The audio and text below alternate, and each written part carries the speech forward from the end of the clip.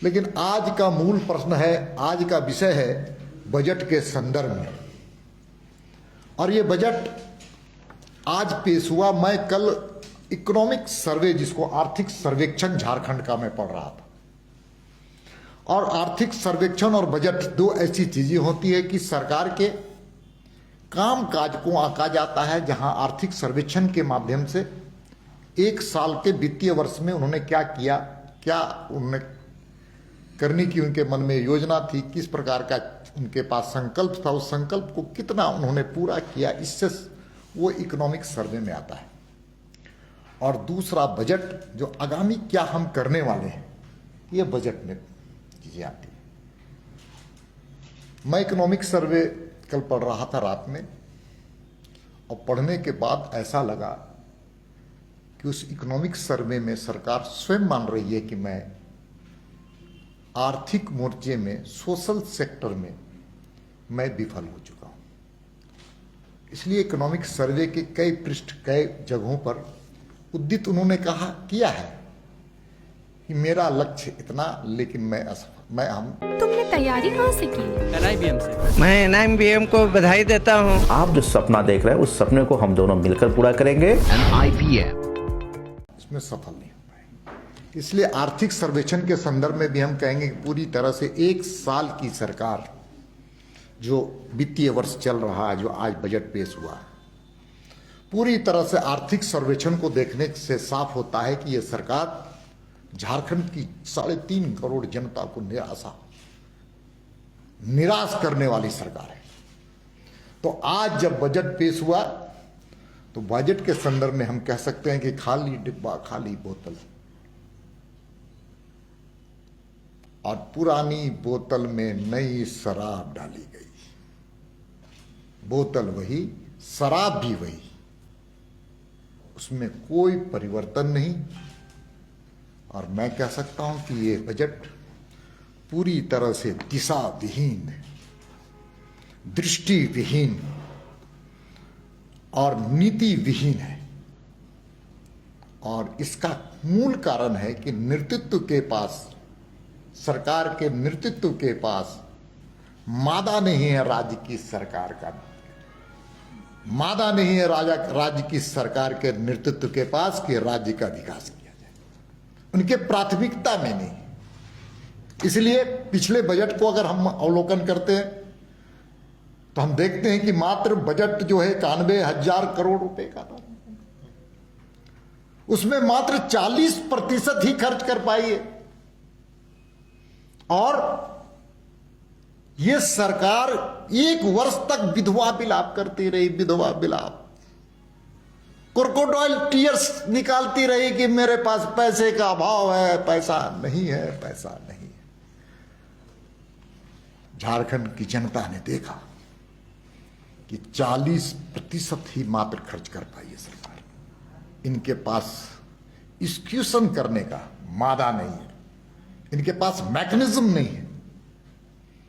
पूरे तरह से हम कह सकते हैं कि फाइनेंशियल मिसमैनेजमेंट और फाइनेंशियल एनार्किज्म का पूरा साल बीता है।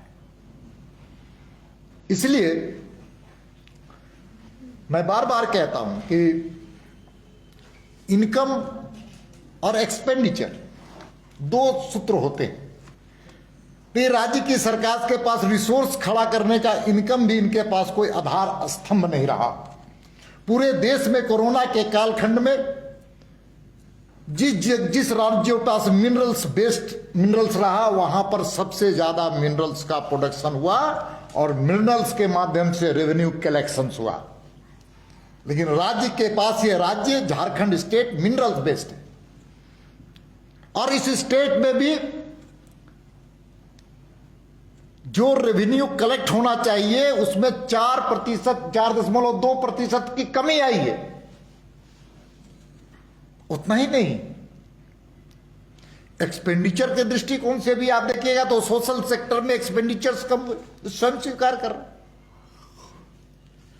और हंसते हंसते आज हमारे कई कांग्रेस के विधायक भी, मुझे से बात हुई, उन्होंने कहा कि निराशाजनक बजट है, निराशाजनक बजट है। क्यों? क्योंकि इस बजट में राज्य के युवाओं को, किसानों को, महिलाओं को, अनुसूचित जाति को, अनुसूचित जनजाति और पिछड़े समाज को ठगने का काम किया गया।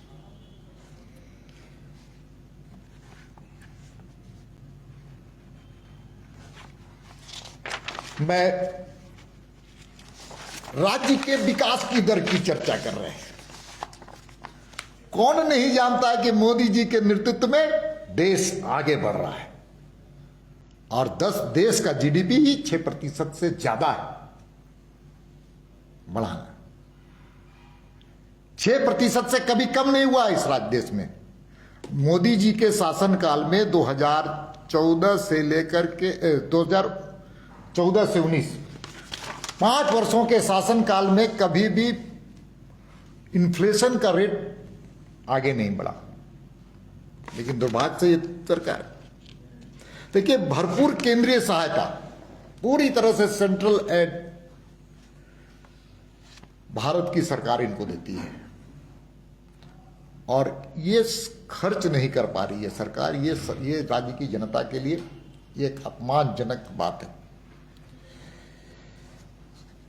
देखिए, मैं कुछ उदाहरण देना चाहता हूं आपके सामने, जो पब्लिक सेक्टर का, सोशल सेक्टर का, किसी राज्य के विकास का अगर मापदंड होता है तो वो होता है सड़क, बिजली, पानी, शिक्षा, चिकित्सा। ये राज्य के विकास के आईने होते हैं। लेकिन ये सरकार कैसी है कि पिछले बजट से भी में जो सड़क का प्रावधान किया था जितने बजट का, उसको कम किया गया। ग्रामीण विकास विभाग, जो झारखंड के 2011 की अगर हम जनसंख्या की बात करें तो 76% क्षेत्र ग्रामीण, झारखंड की जनता ग्रामीण क्षेत्र में रहती है, 76%। और ग्रामीण क्षेत्र का जो अभी जो बजट आया है, ग्रामीण विकास में कटौती की गई है बजट में।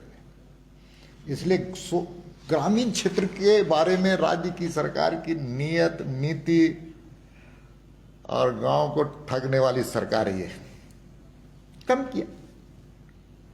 पथ निर्माण में सड़क सड़क सड़क आईना होता है विकास के पैमाने को नापने और देखने का, पथ निर्माण में भी कम कर दिया।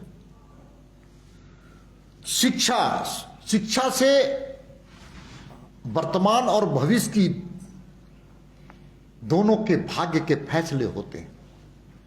ये नेशनल एजुकेशन पॉलिसी को भी यहां सरकार ने एक शब्द नहीं बोला, जबकि नेशनल एजुकेशन पॉलिसी के संदर्भ में क्षेत्रीय भाषाओं का वहां से उत्थान और उसके माध्यम से रोजगार के सृजन की जाती है।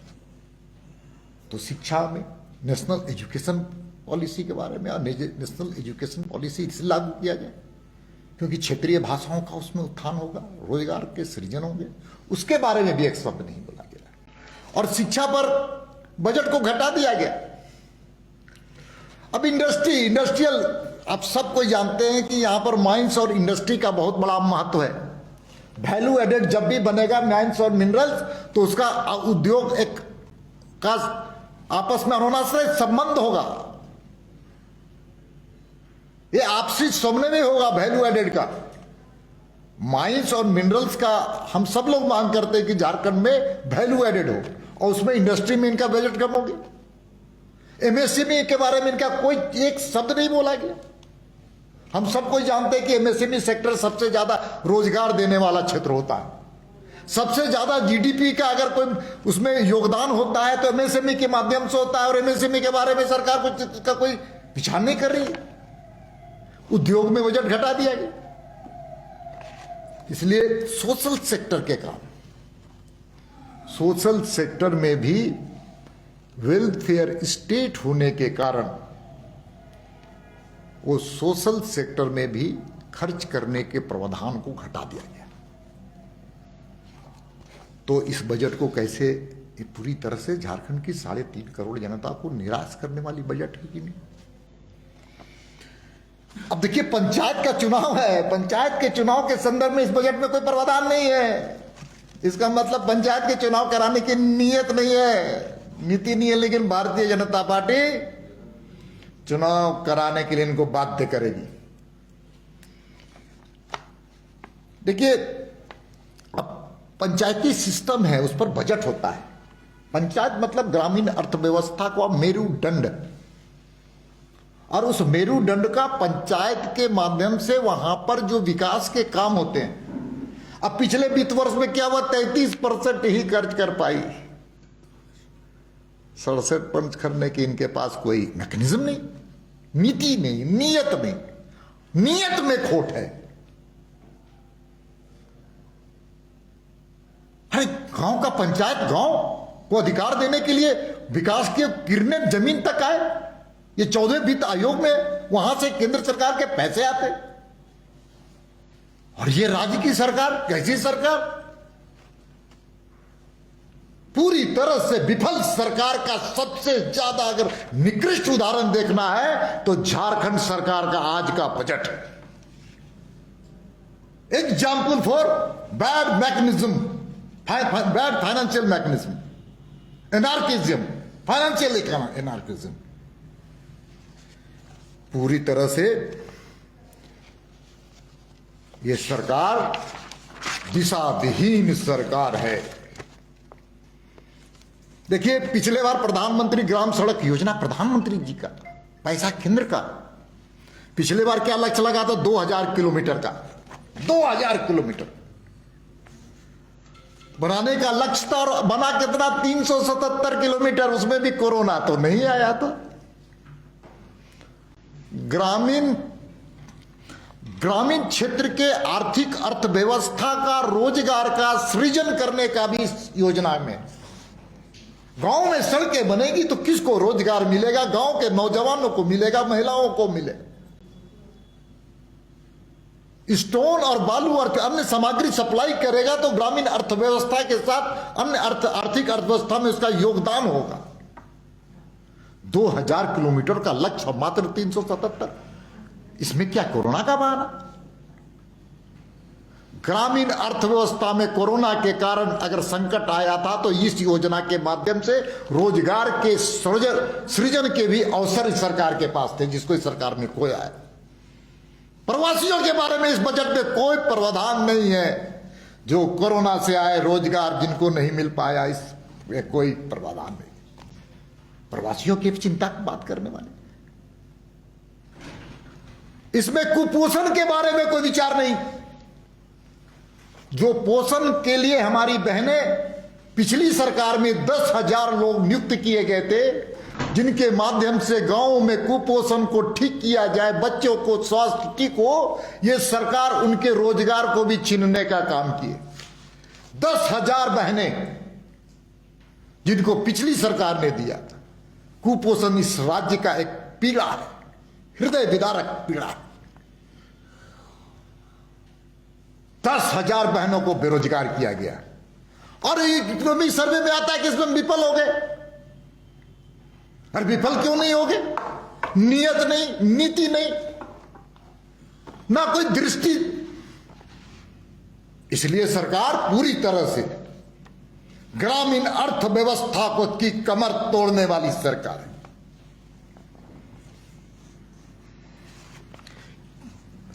मित्रों, भाइयों, यह सरकार क्या कहा था कि रोजगार निरुद्योग युवाओं को हम बेरोजगारी भत्ता देंगे, हम नहीं कहते, उनके मैनिफेस्टो में था। और क्या हुआ बेरोजगारी भत्ता का? आप सब लोगों के सामने है, बजट में कोई प्रावधान नहीं। किसानों को हम ऋण माफ कर देंगे, इनके इनके इनके इनके इनके कांग्रेस के, झारखंड मुक्ति मोर्चा के घोषणा पत्र में लहराता फहराता हुआ चित्र भी सब झारखंड की जनता को ने देखा था। और 9,07,000 जो किसान इस राज्य के ऋणधारी हैं, मात्र 1.5 लाख 2 लाख को ऋण, वो भी बहुत आधा थोड़ा मोड़ा देकर के कैसे होगा? आपने कहा था, मुंगेरी लाल के हसीन सपने आपने दिखाए थे, लेकिन काट की हाड़ी बार बार नहीं चढ़ती है मुख्यमंत्री जी। काट की हाड़ी चढ़ गई, बार बार नहीं चढ़ सकती, क्योंकि आपने जनता को मूर्ख बनाने का काम किया। लेकिन जनता इस राज्य का भाग्य विधाता है, आने वाला समय में भी आपको इन चीजों को याद दिलाएगा। उतना ही नहीं दोस्तों, अब एमएसपी पर धान की खरीद नहीं हो पाई। अब एमएसपी के संदर्भ में कहेंगे कि 8 लाख धान एमएसपी पर खरीद का लक्ष्य था। 8 लाख क्विंटल, 8 लाख क्विंटल, और मात्र 3.5-4,36,000 ही धान खरीद पाई है। माने 50% खरीद करके भी बिचौलियों के हाथ से बेचने वाली सरकार धान का। ये कैसी सरकार? किसान के कमर को तोड़ने वाली सरकार। आपने कहा था, लक्ष्य आपने रखा था। कैसी सरकार है भाई? बिचौलियों के हाथ में किसानों के अभाग्य को आपने लिखने के लिए छोड़ दिया। और तो छोड़ दिया, अब एमएसपी के अलावा आप नई घोषणा, गोबर खरीदेंगे, किसानों से गोबर खरीदेंगे। भाई गोबर खरीद के कोई गोबर स्कैंडल करने वाले हैं क्या? किसानों के हित में गोबर खरीदेंगे। अरे पहले आप किसानों से पहले जो वादे किए थे, उन वादों को पहले बताइए कि आपने कहा था कि हम किसानों को मुफ्त बिजली देंगे, आपने कहा था कि ऋण माफ करेंगे, आपने कहा था कि हम एमएसपी के दर पर सारे किसानों के धान को खरीदेंगे। क्या हुआ? हाँ, फूड एंड सिविल सप्लाई जन वितरण प्रणाली का एक बहुत बड़ा स्कैंडल है इस राज्य में, मैं बार बार कह रहा हूं। उसके बारे में राज्य की सरकार मौन क्यों है? बजट में इन्होंने बताया क्यों नहीं? क्योंकि वो वित्त मंत्री उस विभाग के भी मंत्री हैं। पूरी तरह से पीडीएस सिस्टम यहां पर ध्वस्त है, और प्रधानमंत्री जी ने जिन लोगों के लिए नितांत आवश्यक लोगों को के लिए जो गेहूं भेजा, चावल भेजा था, उसमें पूरी तरह से सरकार असफल है। उसके संदर्भ में ना इकोनॉमिक सर्वे में ना कुछ में कहीं उल्लेख नहीं कि हमने कितना खादान उठाया, कितना खादान वितरण किया। आगे हम क्या करेंगे ये भी नहीं। इसलिए मौन इसलिए है कि मौनी बाबा के अंदर खेला हो रहा है। मौनी बाबा चुप है, खेला चालू है, चालू है, चालू है। दोस्तों मित्रों, पिछले बजट की घोषणाएं क्या थी? 500 प्राथमिक विद्यालय को हम मॉडल विद्यालय बनाएंगे। हम नहीं किए थे। हेमंत सोरेन जी की सरकार ने कहा था कि 500 प्राइमरी स्कूल को मॉडल, आइडियल, ट्राइबल यूनिवर्सिटी हम बनाएंगे, ओपन यूनिवर्सिटी हम बनाएंगे। कौशल विकास के लिए हम आगे काम करते हुए प्लेसमेंट के लिए हम इसमें अपने आप को राज्य तैयार करेगी। क्या हुआ? एक भी यूनिवर्सिटी की घोषणा हुई, एक भी मेडिकल कॉलेज की घोषणा हुई, एक भी ट्राइबल यूनिवर्सिटी की घोषणा हुई। आपने कहा था, आपने सपना दिखाया था, कहां गया ट्राइबल यूनिवर्सिटी? मित्रों, एजुकेशन के बारे में मैंने पहले भी आप लोगों को कहा कि शिक्षा समाज के शिल्पकार की भूमिका अदा करती है। जिस राज्य में जैसी शिक्षा, वैसे राज्य का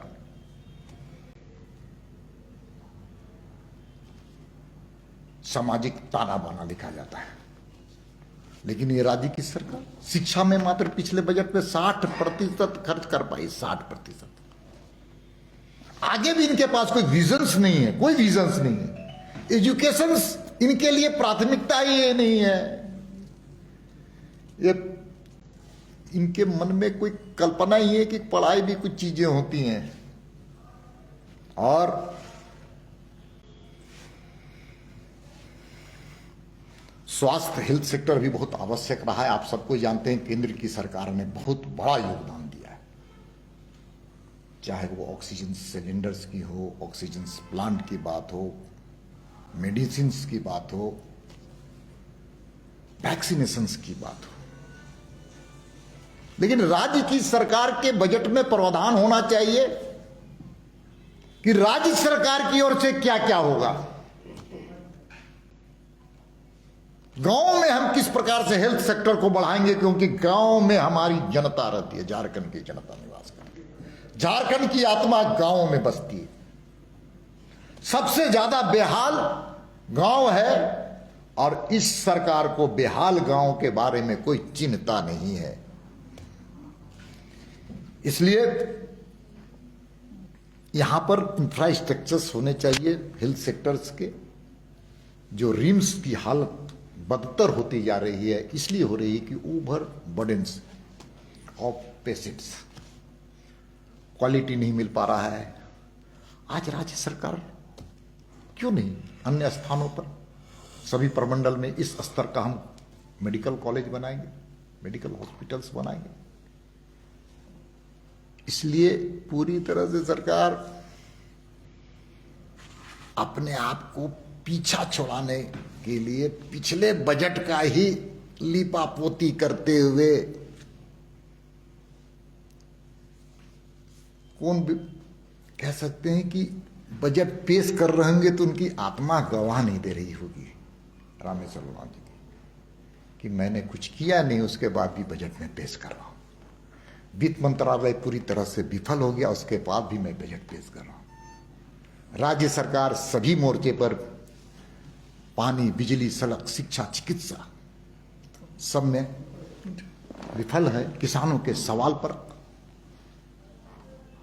अनुसूचित जनजाति के सवाल पर विफल है। मॉडर्नाइजेशन ऑफ पुलिस की भी जरूरत है इस राज्य में। जिस प्रकार से हालत है थाना की वाहनों का, उनके बारे में भी कोई इसमें कहीं मॉडर्नाइजेशन होना चाहिए, युगानुकूल होना चाहिए पुलिस को।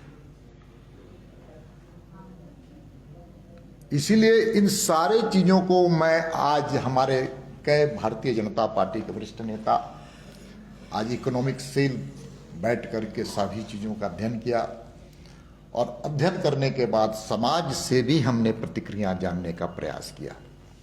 समाज के कई ऐसे वर्गों से भी हमने बात किया जो प्रबुद्ध वर्ग कहलाया जाता है, व्यवसायी वर्ग कहलाया जाता है, शिक्षाविद जो कहले जाते हैं, अर्थशास्त्री जिनको कहा जाता है, ऐसे आम लोगों से, छोटे छोटे दुकानदारों से भी बात करने का हमने प्रयास किया। और जो संग्रह होकर के आया वो स्पष्ट आया कि ये सरकार जनता को धोखा देने वाला बजट पेश किया है। हमारी तरफ से इतनी ही बात थी। आपके मन में कोई प्रश्न है तो पूछने का कष्ट करेंगे। बहुत बहुत धन्यवाद। तुमने तैयारी कहाँ से की? NIBM से। मेरा अभी फाइनल सिलेक्शन हुआ है RRB PO में, उत्तर बिहार ग्रामीण बैंक में। मेरा फाइनल सिलेक्शन RRB PO में हुआ है, जो कि रिजल्ट 1 जनवरी 2022 को ही आया है। मैं NIBM को बधाई देता हूं कि इतने सारे विद्यार्थियों को हर साल बैंकिंग की परीक्षाओं में सफलता दिलवा रही है। सारे कोविड के गाइडलाइन को फॉलो करते हुए हम लोग अभी क्लासेस करेंगे और आप जो सपना देख रहे हैं उस सपने को हम दोनों मिलकर पूरा करेंगे। NIBM. TheFollowUp.in. Like, share, and subscribe. www.thefollowup.in